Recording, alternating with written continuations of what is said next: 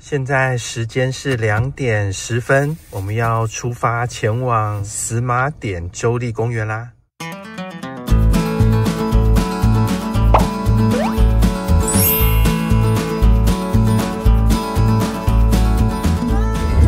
我们要游它啦，驴子，驴，好多。就是教堂石加雪山。我们现在到教堂岩啦，哇，还真的蛮特殊的，还蛮像教堂的。从这一个角度来看的话，你看它底下还有开一个小小的黑色的洞哦，这个就跟路标好像哦，一模一样啊。路标底下也有开一个小小的黑色的洞，以前我们都叫它是海苔，饭团的海苔。这一座高约200英尺的砂岩岩柱名为教堂石，有传言说曾有一群人计划挖空这一块砂岩巨石的中心，用来建造一座教堂。但事实上，这个16英尺高的开口是用炸药炸开的，目的则是当时的牧场主人为了用来存放盐块和牛饲料。我们现在要去报纸岩啦。这个就是报纸岩，它也是一个国家公园区哦。然后听说它是目前现存算很大的一个岩科。啊，就是这一块啦！哇，好大一片哦！这一块报纸岩啊，它是记录了西元前到西元1300年，这些在美国的原住民的一些生活的事迹。这个是犹特人，还有纳瓦霍人，还有一些欧裔的这些原住民所刻画的。然后纳瓦霍人说这是一块会说故事的石头，因为里面可能描绘了他们很多当时生活的一些现状。然后哇，真的好丰富哦，好多东西哦，又有脚印，又有人，又有车轮，又有骑那个马射箭，还有乌龟，好多好多。哇，这一区画了好多动物哦。哇，这边很像有一个穿裙子的女生。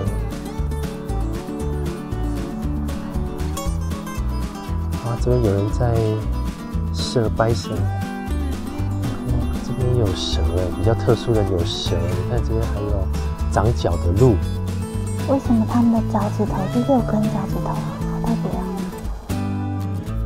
报纸岩州立历史保护区坐落在191号公路旁，这一块砂岩上的丰富石刻，记录了许多鲜明的生活文化。雕刻的图像究竟是在讲述故事，亦或只是随意涂鸦而已？简介牌上说已经不可考了，就让参观的游客自己去想象吧。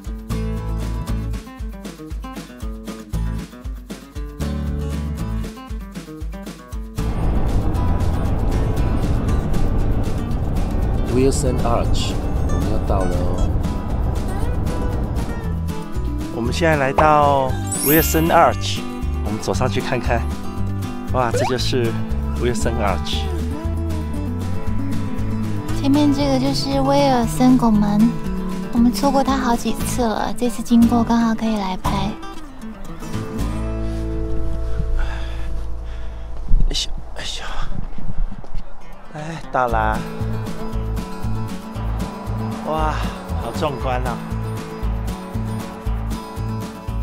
威尔逊拱门是以当地的先驱乔·威尔逊的名字而命名。拱门的跨距91英尺，高46英尺。这里的地层称为恩特拉达砂岩。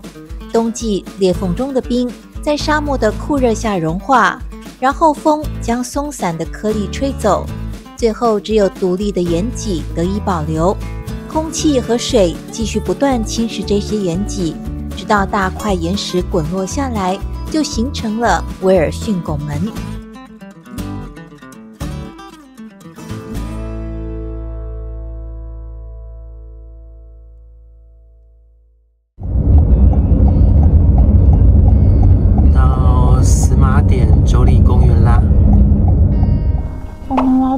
在司马典州立公园了。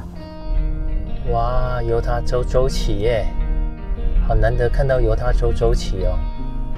不要收费了，1车20。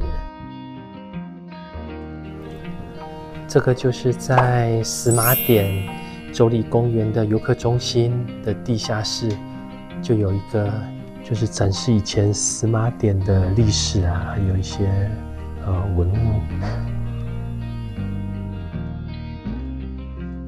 司马典这个名称听起来有点灰暗，其实背后有一段悲伤的故事。在19世纪时，峡谷的高原平地生活着很多野马，起初被猎杀作为食物，后来被人们拿来卖钱牟利。野马们被赶进2000公尺的悬崖上，并被困在小小的范围内。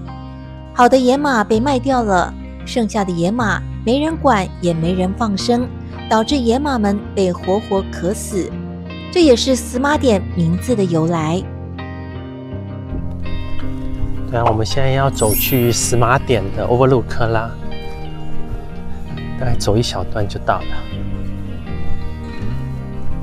其实这个司马典州立公园不大，开车很快就可以转一圈了。然后其实这里也是观赏暗夜星空的圣地之一哦。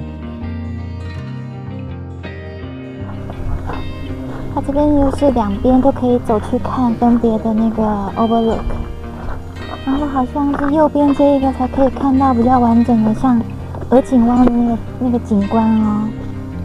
前面这里哦。哇，这条科罗拉多河，你看它蜿蜒的把这个峡谷切割成这个形状，哇，真的是太厉害了。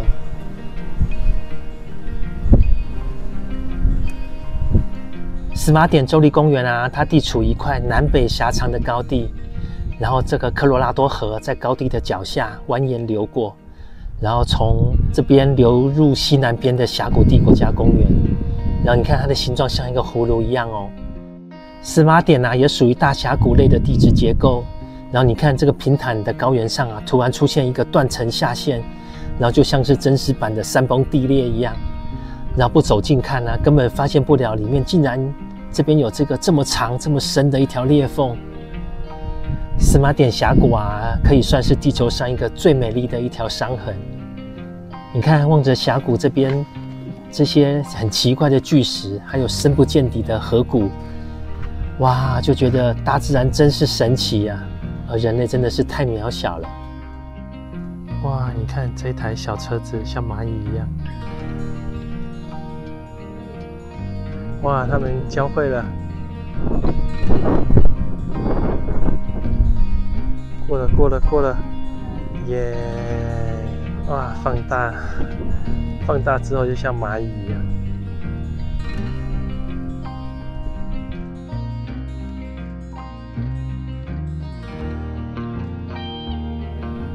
哇，你看，一共有1、2、3、4、5个世纪的沉积。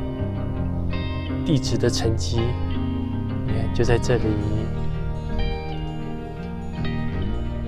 哇，一共有5个世代的地层沉积在这里耶！哇，